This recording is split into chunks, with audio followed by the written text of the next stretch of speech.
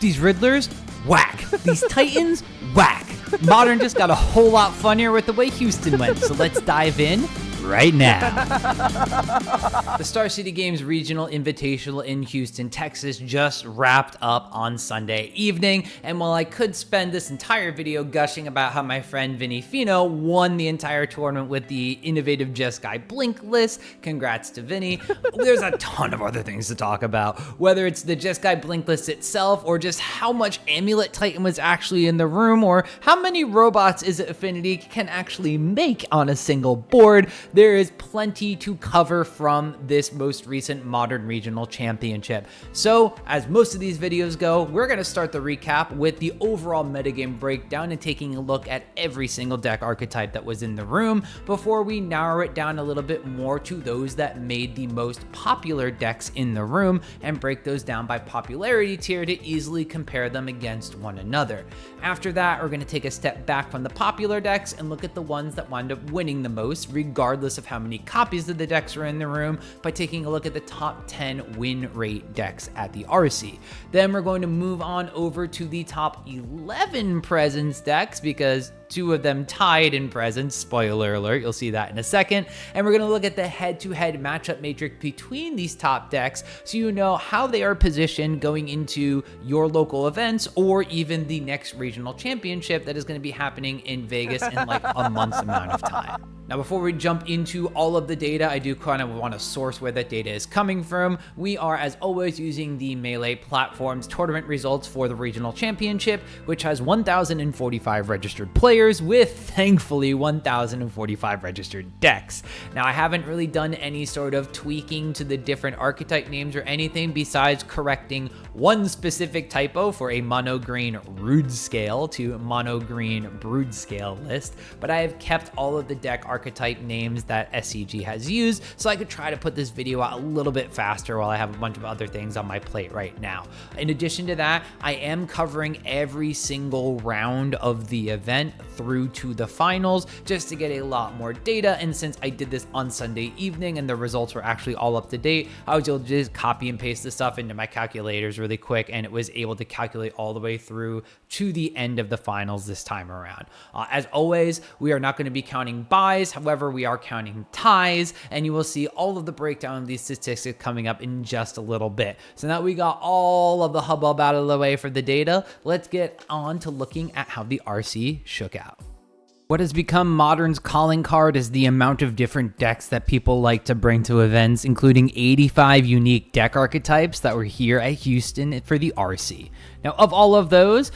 36 different archetypes only had 1 copy in the room, making up 42.4% of the deck archetype shares, which is pretty standard for Modern as well. Now, there were 14 different decks that had 2 copies in the room, making up a decent 16.5% of that deck archetype share, while there were only 5 different decks that had at least 3 copies in the room at 5.9% of that share. We skip ahead to decks with 5 or 6 copies in the room, as there were 4 of each at 4.7% share of the same deck archetype metagame share. Now, there were 2 different decks that had 7 copies in the room, making up 2.4%, while there is 1 deck apiece that had 8 or 9 copies in the room, making up 1.2% of this deck archetype metagame share. Now, if you look at double digit or higher, there were 17 different deck archetypes, which made up 20% of this Modern RC metagame, which is not nearly as high as the amount of singleton or very close to the amount of duo decks that were in the room as well. Just going to show that there are a lot of players that will play their pet deck even at a large regional championship event. Now, despite the perceived difficulty of the deck, Amulet Titan was the most played deck at the RC with 120 different copies and 11.5% of the metagame share. Now, the previous top played deck from the Pro Tour, Esper Goryos, only had 107 decks this time around for 10.2% of the metagame share, coming in a close second to Titan. Izzet Prowess upticked in popularity, 83 different pilots were 7.9% of the RC metagame here on the very fast spell-slingy deck, while a tried-and-true modern classic, the new Jund of the format, Boros Energy, had 80 pilots at 7.7% metagame share, despite a not-so-great performance at the Pro Tour from the archetype. Now, Eldrazi Tron was the better of the two Eldrazi decks, at least in the pilot's eyes, as 73 different ones made up 7% of the metagame share, and Domain Zoo and Esper Blink both tied right below that at 69 different pilots playing the deck, making up 6.6% of the metagame share, whether it was throwing down ley lines on turn 0 or playing Feli as early as turn 2 to try to get massive board advantages. Now, Izzet Affinity had 65 pilots and a 6.2% share of the metagame, trying to pinnacly flood the board with artifacts, while a different type of artifact deck in Mono Blue Belcher, a more combo-centric one, fell in popularity to 4.2% of the metagame share with 44 pilots, despite the deck winning the last Modern Pro Tour. Rounding out the top decks in the room are two different archetypes sharing 32 pilots and a 3.1% share of the metagame. The green heavier Eldrazi ramp package utilizing Utopia Sprawl and some land destruction effects, alongside the standout deck of the tournament which wound up taking it all down in Vinny's hands, Jeskai Blink. Now we're going to hone in on that metagame breakdown and take a look at what some of the most popular decks in the room were, which is basically a way to group together different deck archetypes based on how many copies were being played in the room. We get this by assigning all the different amounts of deck archetypes and then laying them out across a normal distribution, so we are using standard deviations back from your high school math days to determine what tier these decks are, and then rating them from D all the way up to S to see how they compete within their tiers, and then see what you might see at your local or online metagame based on these letter grades. Now, the two most popular decks in the room had slightly opposite results, as it's actually Amulet Titan, the deck that's been known for basically a 50-page how-to guide and a steep learning curve, coming out with the higher overall win rate despite having way more pilots and way more newer pilots to the deck archetype here at the RC, compared to the more experienced, smaller amount of pilots that brought it to the Pro Tour last weekend, giving it an above 60% win rate overall. Now, 53.2% win rate here, counting all the mirror matches and everything, is still extremely high, despite the fact that it is lower than the Pro Tour winning percentage. Now, we mentioned that there are a bunch of new pilots of this, but there's also 120 decks in the room. 53.2% with a high metagame share like this are numbers that we were looking at standard VV Cutter that actually wound up seeing Core Steel Cutter get out of there. Now, I'm not saying that Amulet Titan needs anything done to the deck to nerf it in power level. I'm just saying that this deck is very powerful, is very successful, and while certain decks were able to take it down a few pegs, it's definitely a deck worth trying out if you're testing for Vegas. Now, on the flip side, Esper Goryos was a list that I identified as like a safe deck to play in the modern metagame, since it had a 50% win rate pretty much overall and a decent head-to-head metagame spread against the top decks at the Pro Tour, but with a bit more of an expanded open field and all of these one-of decks in the room as well. The Goryo's Vengeance deck, as a graveyard first kind of strategy, was a little bit more targeted by a bunch of the other decks in the room and couldn't just specialize against the top percentage of the metagame. It wound up falling about 5%, maybe a little bit less in overall win rate because of that, while it did still have a ton of pilots in the room. So when you compare these two head-to-head, even though Goryo seems safer and maybe a little easier with a solid backup plan with Psychic Frog, it was the more complicated deck in Titan that walked away with a higher win rate just because of the power level of the deck. Now, A tier actually winds up being a fairly large one at this event, again, because of just how many different archetypes were in the room. Now, we wind up having 6 different archetypes that sit here in A tier, but only 2 of them are above 50% win rate. Now, a lot of them are pretty close. Izzet Prowess and Boros Energy are both rocking 49.1 or 49.6% win rates, while Esper Blink is at 48.6, just a little bit below that. Unfortunately for Eldrazi Tron, it did not have the same type of performance it did at the Pro Tour just a couple of weeks ago, and fell to a 46.6% win rate overall. However, Izzet Affinity continues to impress modern pilots and just viewers like myself, rocking a 52.5% win rate, which is just slightly below what Amulet Titan was rocking from the previous S tier, while Domain Zug both gained popularity and a lot of win rate here. 51% win rate for the Domain deck is not what I expected after seeing some of the more poor performances from the Pro Tour side of things, as well as the fact that it's in A tier in and of itself, despite it not seeing a ton of metagame share at the Pro Tour. So the A tier of decks is definitely a lot of different type of strategies, some of them a little bit more fair than others, some of them a little bit faster than others, the pair of Izzet decks being faster, the Boros and Esper and Domain decks being a little bit more fair, and then of course the Tron deck, which is, a little more unfair and cheats on its mana cost, was actually the one that did the worst in this tier altogether, which kind of tells you something about your normal modern metagame that you may see at your LGS or in a smaller event or on Moto or something, in the fact that these other decks that aren't necessarily combo centric or cheating things into play too much are picking back up in power level overall and are something you can consider trying yourself or at least need a game plan for.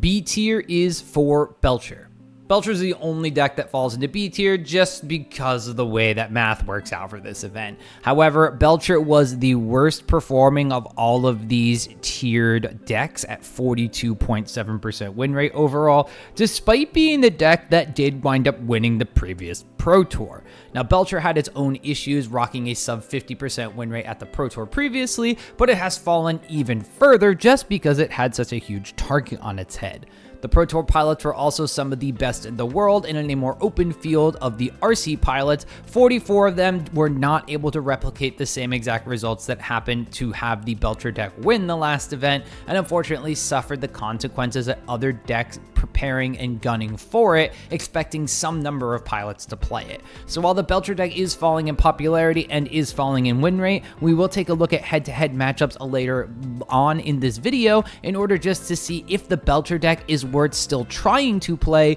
or if this overall win rate drop is enough to drop the deck entirely. And we have a huge list of C tier popularity decks as well. The tournament-winning Jeskai Blink list, as well as Eldrazi ramp, Mono Green Brood Scale, Azorius control with Kaheera as a companion, Azorius version of Blink, Gruul Brood Scale, and Ruby Storm are all here at C tier partying with one another. Of all of these, the breakout deck of the tournament, Jeskai Blink, which was again the winning tournament deck in the hands of Vinny Fino, 54.7% win rate overall, is the highest of all of these tiered popularity decks. It is actually the highest until we hit our top 10 win rate decks later on, where a lot of those are just singleton copies as well. So that just goes to show the power of this Blink strategy, doing some scam-like things with Quantum Riddlers as well as Obsidian Charmaz out of the sideboard to deal with decks like the Eldrazi ramp deck that did tank in its win rate overall when you attack these non-basic type lands. Other combo decks like Mono Green Brood Scale were still holding on close to a 49.2% win rate, just slightly under 50-50, while the Gruul version was slightly above that, showing that the red splash may be worth adding in. Now, combo decks like Ruby Storm were still suffering sub 50% win rates, although there were only 13 pilots for this one, so it's not a big, okay, just don't play Storm whatsoever, and we will cover other archetypes of Storm later on in the video as well when we get to that high win rate percentage list to see other takes on the Storm version of the deck. Now, a pair of Azorius decks, Control and Blink, were not quite as good as the Jeskai Blink or some of the other variations of Azorius we may see later in the video as well. The Kaheera version of the Azorius Control deck was a 47.1% win rate, and then the Blink variety that lacked the red was 47.3% win rate, which is like more than 7 percentage points down from the Jeskai version. So if you're playing Azorius Blink, you may just want to throw in some Phlages and Ragavans, especially if you're moving off of the energy list and have them laying around anyway, and just try that Jeskai Blink list because it was the deck of the tournament. Going from what was popular to what performed well, this next section is going to take a look at the overall highest win rate decks, regardless of the number of decks that were actually played. Now, sample size does matter, so this is not to say that these decks we're going to talk about are the best in the metagame. No, instead, this looks to give brewers and deck artisans alike some ideas, as this snapshot here gives a peek into what was out there and performing at this specific event. So you can take some ideas, see some cards you may have missed, and then try to plug and play them in your own lists, or take one of these lists to your local event to see if you can really go the distance. Now, not quite the same as the Azorius control Kaheera list we saw rocking in C tier. One Jeskai control featuring Kaheera as its companion was what Morgan Maynard brought to the table, ending the RC with an 11-4 record and 41st place overall, taking the most winning archetype slot. Whereas the Blink deck was looking to garner value off of creatures, this list was looking to play as few as possible. Instead, Morgan's deck was fully built around the classic control style of "can't let you do that, Star Fox." Orum's Chant under an Isochron Scepter all but locks them out from playing any spells, save for instants during their upkeep in response to an activation, while Teferi Time Raveler keeps you safe during your own turn. Now, if you're unable to assemble one of your denial pieces, you can still attack their resources by utilizing the Narset Parter Avails plus Days Undoing combo to restock your hand while denying them any draw whatsoever. Now, the deck still packs Solitude as a necessary answer to big threats in the format, while Board Wipes, Counter Magic, and Card Advantage take up the remaining slots in a classic control way. Sideboard gives access to better interaction, plus a pair of Flage in the sideboard that need to render our companion ineligible in order to be put in, but I think they're worth it. Now, dropping a color from Morgan's list, although not the one you would think of, Pilot James Baggett also dropped a win for loss overall with a 10-5 record on Izzet control. Or more closely, like an Izzet Wizards list, minus the main powerhouse in those decks, Tamiyo. Instead, James filled the deck with Brazen Borrower as a fairy rogue instead of another wizard, adding a bounce factor that decks might not be prepared to handle, while the 3/1 Flying Body worked as additional copies of Lightning Bolt for unprepared opponents. Bolt, Snap, Bolt was still the main game plan here, while Flame of Anor was able to be used for multiple modes thanks to additional wizard Tishana's Tidebinder, a handy way to stop lots of triggers from cards like Amulet of Vigor or opposing Subtleties and Solitudes. Now, plenty of counter magic and card advantage sell the control archetype, while post-board games can ambush unsuspecting opponents with 3 copies of Ragavan Nimble Pilferer, although 0 Murktide regions are available in this full 75. Sorry, Mengu. An archetype that was popularized not too long before the RC itself, Simic Birthing Ritual was the most successful of these Birthing Ritual variants, and it may be taking the slot that Samwise combo had in the metagame as the go-to deck to use this powerful Birthing Pod adjacent engine. Now, at its core, the deck wanted to be able to pod itself into a cheaty phase Abhorrent Oculus, adding in card advantage with Manifest Dread. But it also loved to see any number of the utility creatures like Endurance or Harbinger of the Seas to answer what opposing decks could do. Coiling Oracle, Icefang Coatl, and Fibblethip the Lost all give additional card advantage to keep your hand stocked with permissions such as Force of Negation and Flare of Denial, the latter of which is fully online in this deck full of ETB effect creatures that don't really need to stick around 100% of the time. So more counter magic ranging from Mystical Dispute to Stern Scolding, as well as a playset of Consigned to Memory in the sideboard, lets you keep your mana open to deal with the opponent's deck at all times, while your ritual engine keeps you playing creatures, just minus the spending mana part, which is powerful in and of itself. Now, I personally love this game plan, and I would look to try this deck if I were playing in Vegas next month, which I'm not, so take my advice with a grain of salt. A member of our local card art team, Brian Dang, piloted his Azorius Affinity list to a just short of day 2 performance. Emery and Tamiyo are back without their red splash friend Pinnacle Emissary, instead focused on making as many large Kappa Cannoneers as fast as possible. Backed up by Metallic Rebuke, Portable Hole, and a package of Urza Saga targets like Aether Spellbomb and Vexing Bauble, you want to protect your main plan as much as possible while continuing to add to your artifact count.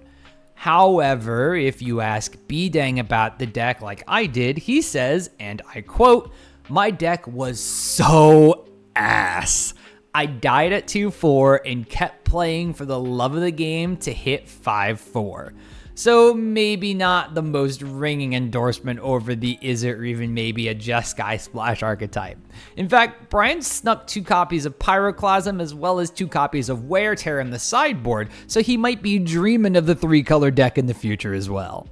Hammermaster, Hammermeister, Travis Brown came in at the same record here, missing day 2 with his Battlefield Improvisation tech for the Azorius Hammer Time list. Able to throw all equipment onto a creature, powered up by the fact that Leyline Axe could already be on the battlefield as the game started, the deck could smash through a win on turn 2 or pretty close with just a Memnite, Axe, Hammer, and Battlefield Improvisation. Now, with an Urza Saga package to find equipment like Shadow Spear, Lava Spur Boots, and the Mana Acceleration from Mox Opal, the normal Stoneforge Pure Steel Paladin plan is still working out for the deck, especially if Inkmoth Nexus is in the cards, or in the battlefield, or in your land pile somewhere. You know, infect damage is good. Sideboard Travis had 4 copies of Kappa Cannoneer, transforming his deck into a slightly skewed version of Bidang's list from just one deck prior. And while most of the removal and additional interaction were not in the main deck, it all lived in the sideboard here for Travis to board into. Now, Izzet Eldrazi was not something on my RC bingo card, but pilot Brenton, just Brenton, used a mix of high mana cost with Palantir of Orthanc, or I wish I just looked that up before I said it, but I'm sticking to it, as well as Kozilek's Command, that one I can say, to burn through opposing battlefields as well as life totals with a unique spin on the archetype. No Tron lands in sight, the deck still powered out planeswalking powerhouses with Eldrazi Temple and Ugin's Labyrinth, while Stock Up did its namesake job to keep cards in hand. Null Drifter plus Dress Down was tech pulled from earlier Modern Horizons 3 Jeskai lists to put pressure on earlier, alongside Spell Snare to stymie opposing plays, while Through the Breach was a way to cheat out any number of Emrakuls, Devourer of Destinies, or Sire of 7 Deathsesses that the deck could find. More removal, more counter magic, more Kozilek's returns sums up the sideboard, as this deck had the colors of Eldrazi Winter, but went in a much different direction than those decks. Up and up the mana curve! An older archetype given some new life, pilot Anthony Weisz removed the rubies to re-add the blue and Gifts Ungiven to the Storm Shell, and ended up falling just short of day 2 of the RC. While the Gifts package is far more graveyard reliant, the ability to set up a pretty deterministic kill with a proper Gifts Ungiven search, including Past in Flames to recur all of your Desperate and Pyretic rituals alongside Manamorphose, makes for a very strong grape shot, even without needing Royal Monsoon Mage to coin flip your way to victory. Although, he's still here just in case. Stock Up is another powerful add to the Izzet version of the deck, able to grab missing pieces for your combo turns quite effectively. Sideboard has the classic Empty the Warrens as another Storm Win Con, while a plethora of one-ofs live here as a wish package for the 2 copies of that namesake card in the main deck. Blood Moons, Defense Grid, Meltdown, and redundant Past in Flames, as well as a redundant Grape Shot, are all singleton targets that you can grab in Game 1 thanks to Wish, and just use as you may need. Now, I must have missed the memo that this was RC Izzet, as another Izzet pilot, Caleb Littlejohn, used a fan favorite Splinter Twin to achieve a 5-4-0 record in Houston. All of the classic hits are here with this 2025 modern viable deck. Deceiver Exarch, Splinter Twin itself, Snapcaster Mage, and Lightning Bolt, alongside some newer cards like Tameo and Flame of Anor, and an upgraded interaction package like Flare of Denial, Consigned to Memory, and Fire Magic. Now, the game plan is still simply to try and combo kill somebody with a bunch of Deceiver Exarchs, while the backup plan is similar to the Izzet control list we saw in the second highest win rate at the event. Now, Sideboard brings us pure utility and interaction with no pivots to our plan to win the game. It's just doing what it's doing a little bit more efficiently with interaction in mind. Orzhov control here gives us a little break from the multiple Izzet lists at 5-4-0, with a deck built around destroying lands and activating Ketchermos the New Dawn. It sounds kind of fun and mean. White Orchid Phantom, Vindicate, and the full trifecta of Demolition Field, Field of Ruin, and Ghost Quarter absolutely punish mana bases for just existing on the battlefield, while cards like Reprieve, Solitude, March of Otherworldly Light, and Path to Exile get fully utilized to be cheap, effective answers to opposing threats that could potentially not get cast and stranded in their hand if their deck is low on basic land counts. Sort of like preying on the Blood Moon factor, only a lot more explosions. Relic of Progenitus adds to our Archetramos count, while Crucible of Worlds allows our side of the battlefield to restock its own land count without sacrificing too much. Now, the deck is short of any smallpox or flagstones or Trocaire, which is unfortunate if you're an Optimus Tom, but it still looks to deny resources and strand cards in the opponent's hand as much as possible. Now, more of the same exists in the sideboard, with copies of Hynum and Orim's Chant to keep combo shells a little bit more honest.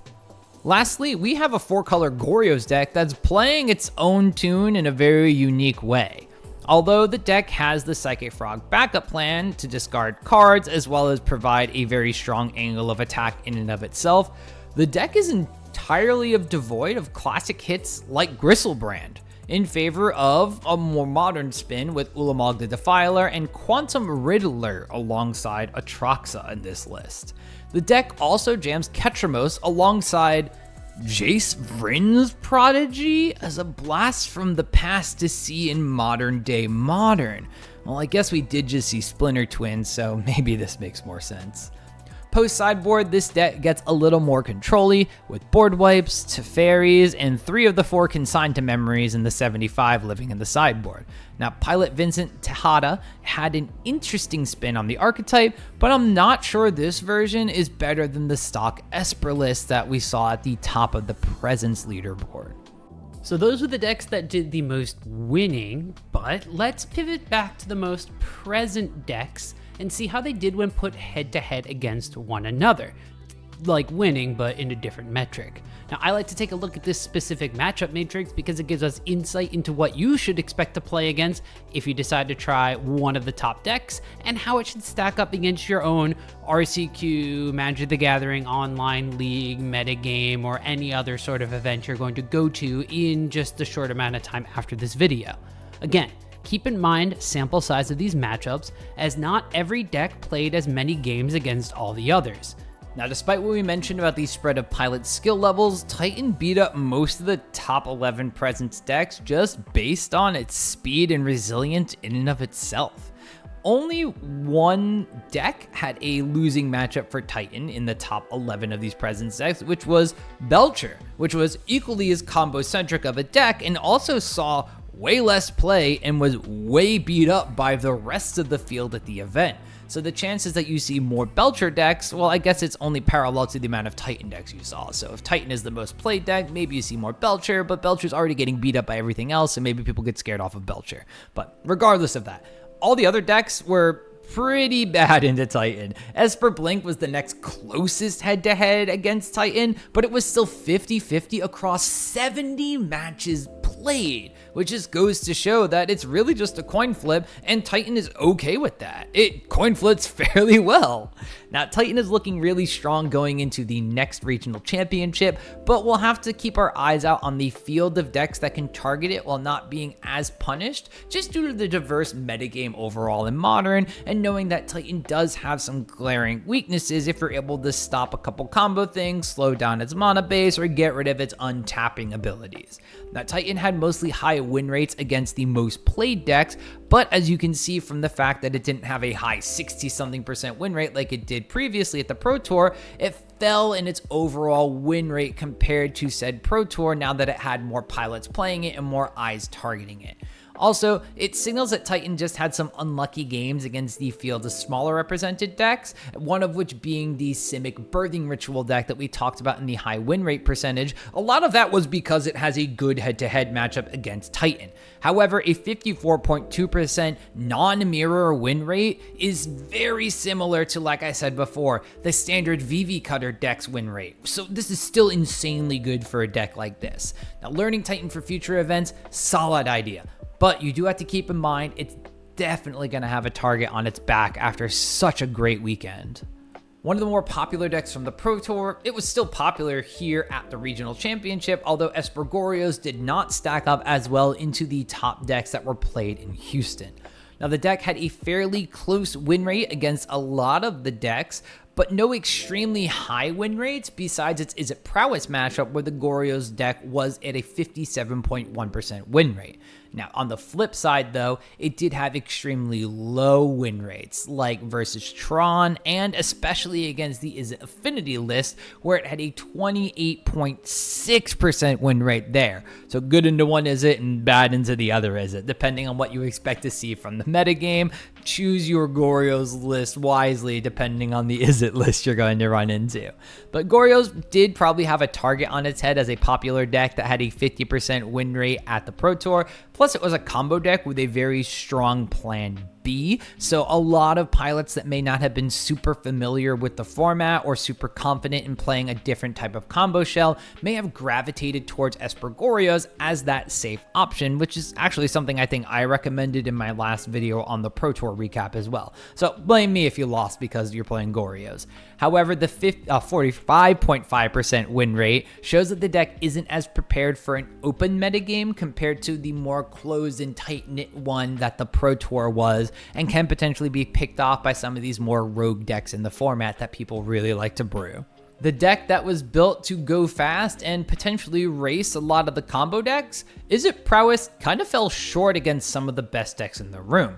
It had a losing head-to-head into everything except for Affinity and Belcher, while it did kind of have a toss-up of a matchup against the Eldrazi ramp deck. Now, Izzet Prowess was the deck to play against the open field of decks at large events like this because of its speed factor, and that wound up bumping up its overall non-mirror win rate to 49% flat, despite a worse top deck spread than the previous deck we just looked at, which was the Esper Goryo's deck. Izzet Prowess was a deck that wanted to take down these combo decks like Titan and Goryos at the top metagame shares, but just fell under 50%. We're actually closer to 40% win rate in those regards, so it did wind up struggling there. And then when you look at some of the decks that were doing fair or even unfair things like Tron, Energy, Zoo, Blink decks in general, the Prowess deck was just not able to really keep up with that game plan despite being really fast. So Prowess will need something extra to fight the more consistent and fair decks,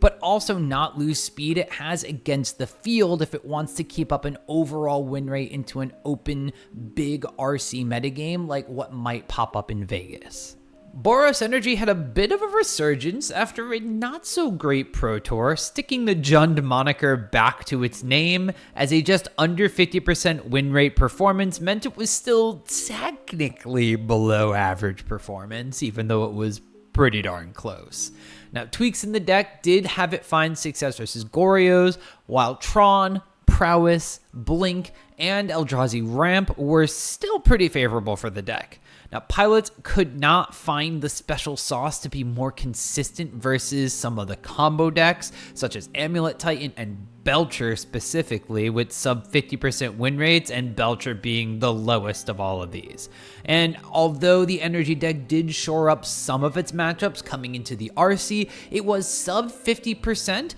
but still a little closer to Zoo and Jeskai Blink in head-to-head, but did wind up struggling a bit with a 44.1% win rate against the Izzet Affinity deck. So with all of this kind of conglomerated together, it's close to being a contender in the modern format yet again, maybe not necessarily being the powerhouse that it was previously, but it does need just a little bit more oomph to be the best fair deck you could choose, especially when two variants of the Blink list are running around and are kind of good into it. Eldrazi Tron still really doesn't want to see Amulet Titan in the room at all. Although a 36% win rate is better than the 0% win rate it had at the Pro Tour, but it's still a pretty abysmal win rate to have against the most popular deck in the room. Now, the deck didn't just struggle against Titan, it also wound up struggling against another combo deck in Belcher and against Boros Energy. So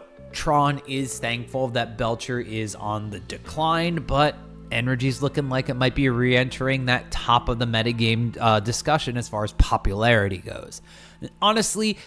Tron wasn't that bad into the rest of the metagame, especially at the top tables, despite some 50% head-to-head matchups here. It was balanced out by some of the other ones, going above 60% win rate in the head-to-head as well, as you can see here. So although Tron would love to see Esper blink, Jeskai blink being the new hotness and probably going to shift in popularity after winning the RC and having this win rate here,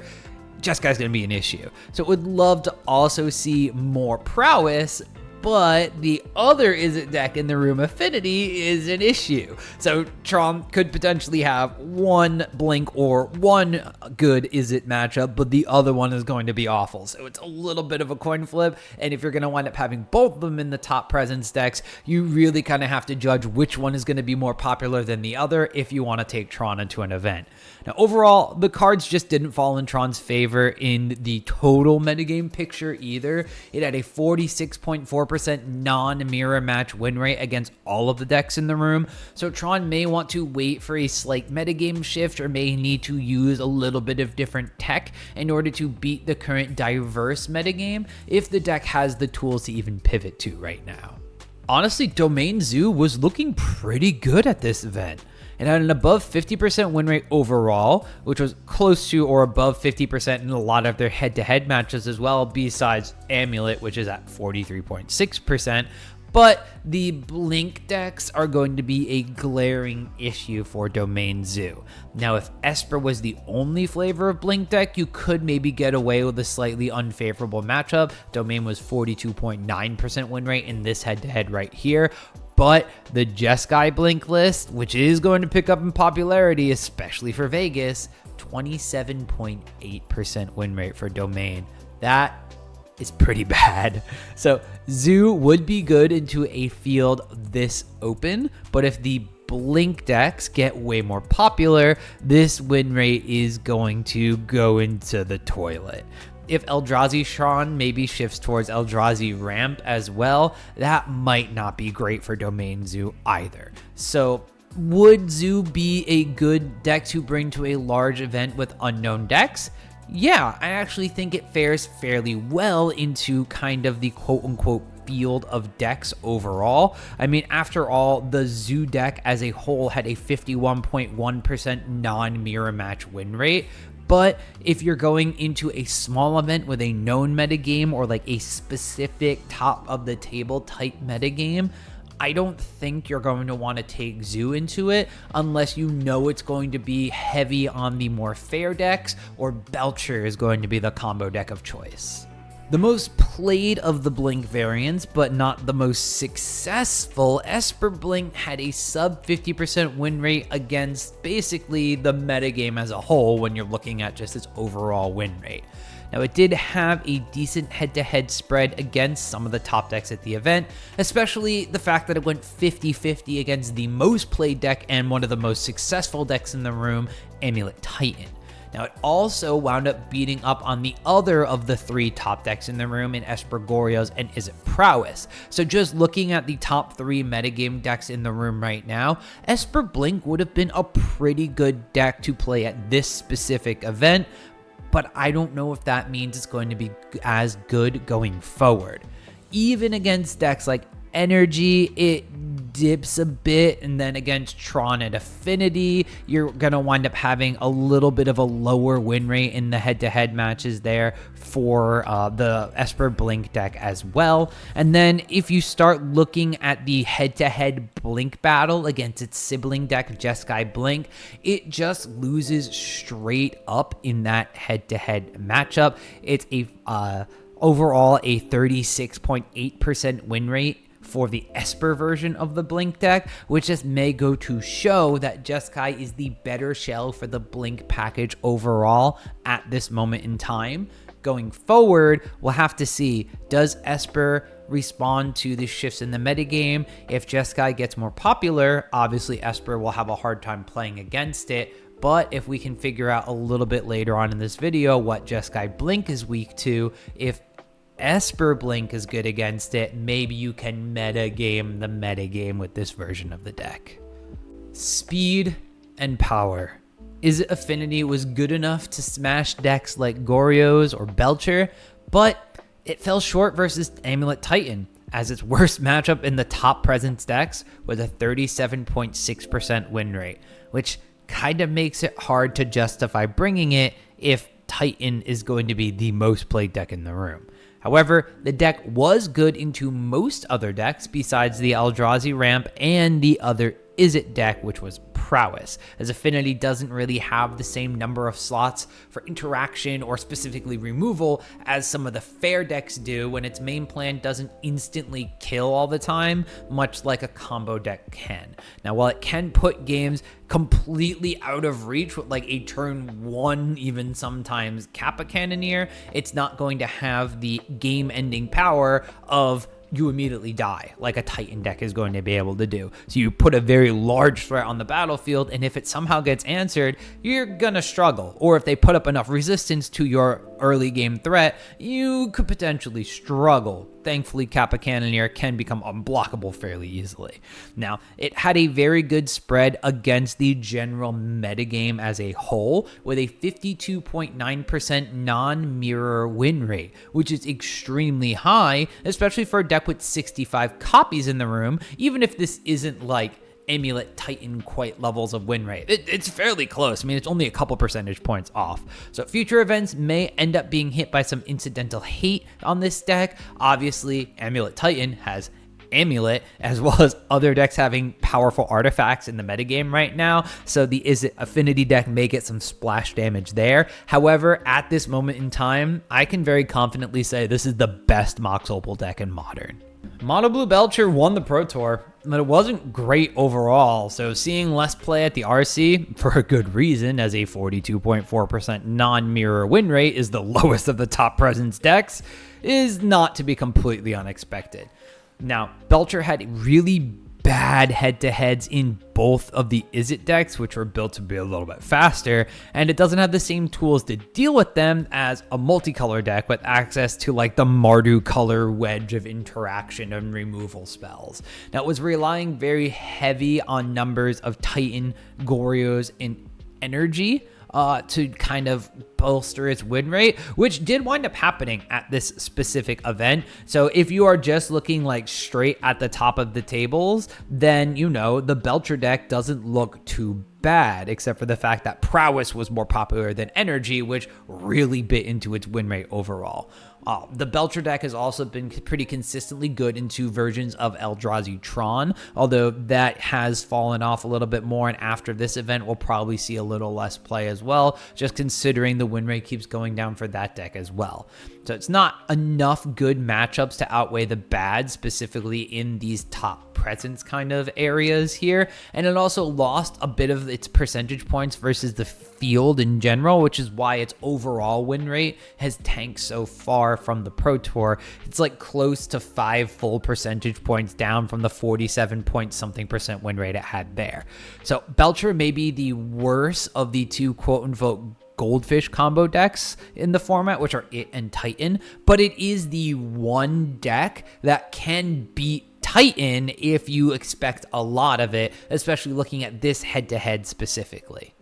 Eldrazi ramp was worse than Tron at the Pro Tour, and looks worse than Tron here at an open field type of event like an RC as well. So this isn't going to be the salvation that Eldrazi Tron pilots are going to be hoping to pivot towards. Unfortunately, it's a little bit more woes, and may just mean that Eldrazi might be on their way out the door from the top of the metagame, or maybe kind of petering down towards the bottom pretty soon. Now, Eldrazi Ramp wants to play versus more fair decks, as well as decks that can really be handicapped by its Mega Spawn plan, but it was 36.7% against Amulet Titan, which means that Amulet Titan is either going to be too fast, or the interaction that Eldrazi Ramp is playing is just not going to line up against Titan very well. I'm going to go into a little bit of an anecdotal spree here, but I watched some players in between rounds of an RCQ practicing for Modern a couple of weeks ago, and the Eldrazi Ramp deck just basically was on Kozilek's Command or Bust against the Titan decks, and if they didn't have one of their couple copies and some extra mana available,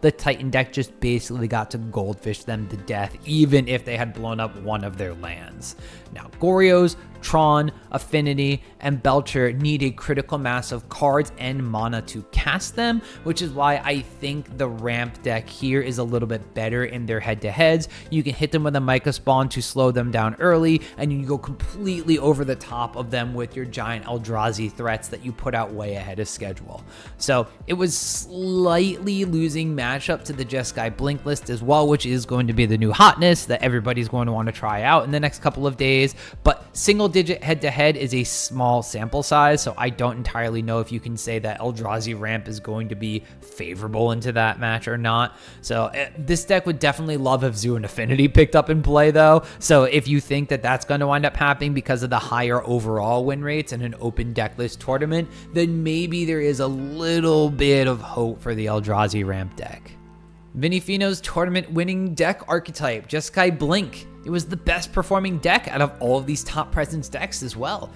Very impressive 54.9% non-mirror match win rate against just the entire field of decks at the regional championship. So despite Vinny citing that Esper Goryos was a bad matchup, it had a positive win rate against the deck at the event. Its worst matchup was actually Amulet Titan, which is weird since it was also the most played deck here, but Jeskai Blink had a higher win rate overall despite having a higher chance of playing against the Titan deck in general. I mean, it did wind up playing 48 matches in total against the Titan deck, which is the most matches it played against any of these top decks as well. It's just, I guess, in the grand scheme of things, it played against way more other things, so it worked out for the Jeskai Blink deck. So maybe Vinny's just trolling us and wants people to keep on getting off of Titan so that Jeskai Blink has higher win rate overall. But every other top deck in the format here looked like it was a breeze for this deck, besides maybe the Affinity list, which is a 45.5% win rate, which isn't awful for the Blink deck, but as some people have noted, a 5% percentage point win rate shift can be pretty large when you play a couple dozen matches over the course of an event. So maybe that does put a couple of extra points into the Izzet Affinity bracket if you're thinking about picking up an Izzet list for the next big event. So now that it won, it does, of course, not only the fact that it was the most winning deck, or sorry, the deck that won the tournament, but it was the best performing top deck. It's going to put a giant target on its head alongside Amulet Titan being the most popular deck and pretty successful in the room. So it may benefit from people being afraid to play Titan, but then could struggle if decks like Energy pick up and adapt a little bit more to face Jeskai instead of Titan because they're expecting less, or decks like Affinity get played more because they're expecting less Titan and they know it's got an okay, if not slightly favored matchup into the Jeskai Blink list. Another RC in the books, and there's yet another one coming up in just a short amount of time. RC Vegas is going to once again be modern. It's going to be the second RC of the modern season here, so it's got like a little more so than a month before that one kind of kicks off. So if you are playing in Vegas, or if you are spectating and are a bit of a gambling kind of person, you let me know what you think is going to be the most popular deck or the one that you want to be playing in Vegas down in the comments below. You can give me a couple of reasons why, or you can even cite a deck that might not be one of these top presence or popularity decks and just kind of get into discussion with everybody else about what really makes that deck tick. If you want to find what those decks are, all of the deck lists are available in the description below while you're down there anyway. And when you scroll back up to look at those deck lists, make sure you click on that thumbs up button if you've enjoyed this type of content from me. While you are there, you can also click the join button if you so choose to help support my channel monetarily like my members do. Members do get some special benefits for helping boost the channel and supporting this and all videos on my channel, such as membership benefits as early access to videos, specific members written content, some polls behind the scenes to vote on what kind of content or videos I'm going to be producing next, as well as Discord access to kind of poke my brain about a bunch of different things and get my opinions on a couple of their own lists and everything like that. So that's something that interests you and you have a couple of extra cents to spare, consider clicking the join button down below the video or on my channel's homepage to show your devotion. And as always, you could just easily tap that subscribe button just like you're tapping some mana. You can stay up to date on my latest deck techs, metagame analysis like this, and the next RC in Vegas, and just in general, Magic Gathering content from myself. Thanks for watching, and we'll see you after Vegas, because what happens there won't stay there.